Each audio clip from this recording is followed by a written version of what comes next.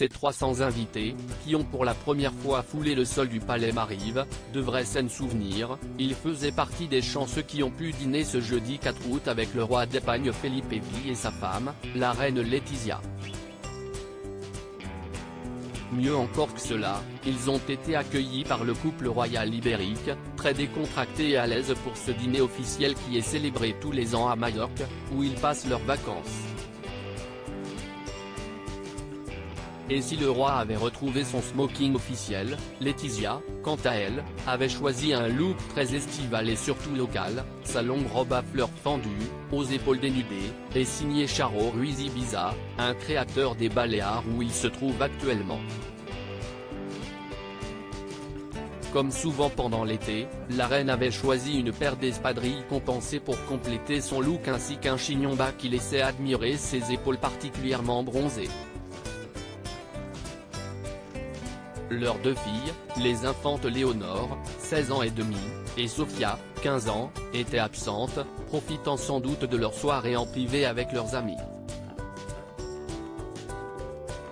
Mais une invitée surprise a fait son apparition, la reine douairière Sophia, qui a accueilli les convives avec son fils et sa belle-fille.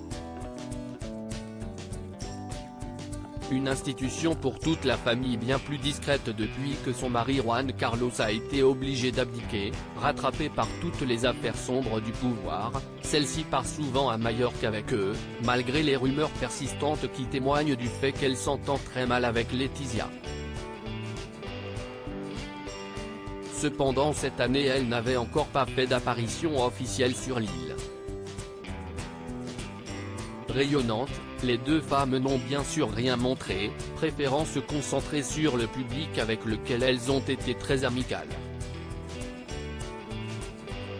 Il faut dire que ce dîner est une institution, organisée depuis des dizaines d'années, il se tient en compagnie des dirigeants de l'île et des Baléares mais n'était ouvert qu'aux personnalités officielles lorsque Juan Carlos était roi.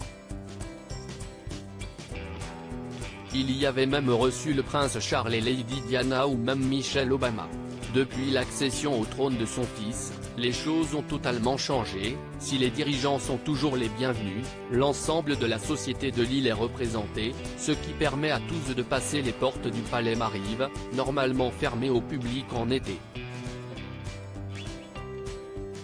Mais cette année, le dîner a été un peu particulier, pour la première fois, les 300 convives ont mangé dans les jardins. Covid-19 oblige.